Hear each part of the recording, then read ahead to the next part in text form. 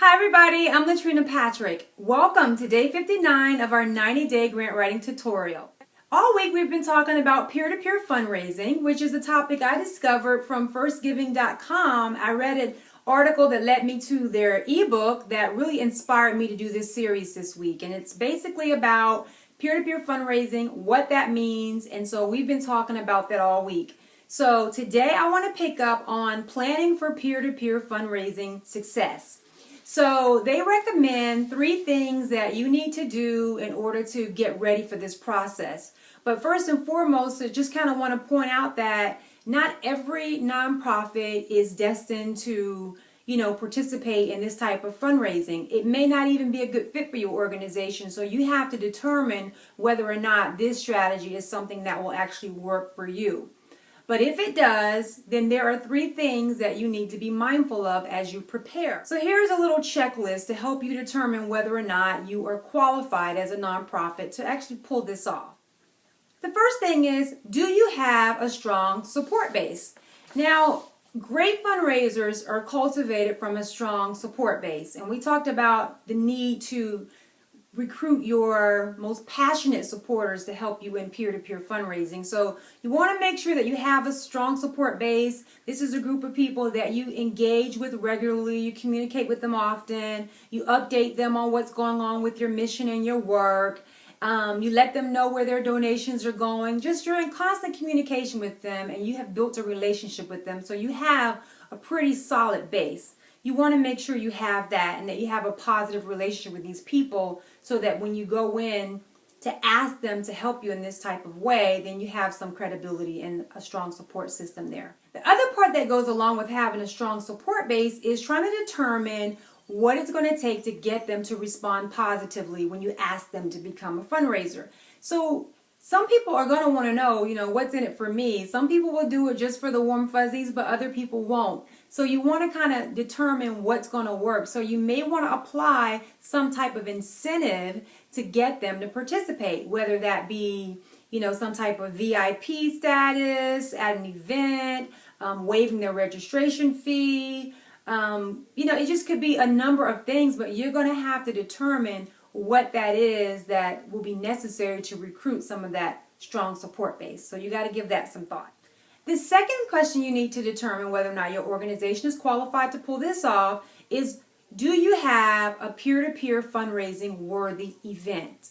So you want to make sure that you have an event that will fit the bill for this type of fundraising strategy. So in the ebook, First Giving talks about how galas are sometimes events that people do, but they're not necessarily great for this type of fundraising strategy. But where you do find this very common, and when you've seen it in your own life, people have recruited you to give to these type of campaigns, is around fun runs or walks, like the breast cancer walks. You see a lot of those around marathons and triathlons and things like that. So those are really great events that are worthy of this type of fundraising strategy. So you have to assess whether or not you have a peer-to-peer fundraising worthy event. And the third thing is, will you be able to arm your fundraisers with the right information? So basically, you want to set them up for success when you recruit them to fundraise on your behalf, and you want to give them the tools and the resources that they need to be successful at this. So here are a few things that you may want to consider, and FirstGiving.com recommends through this ebook. Be sure to share these types of things with your fundraisers. Your high-resolution logo images, you want to make sure they have the best thing out there on their pages. Donation request email templates, so give them something to work from. They're not having to create an email from scratch, that you give them something that they can build from. Fundraising best practices, give them some tips on the best ways to raise funds because they may not be experienced at that. The event day details, you want to make sure they're very clear on how that day is going to go, what to expect, so they can be able to share that information with the people they're trying to raise funds from.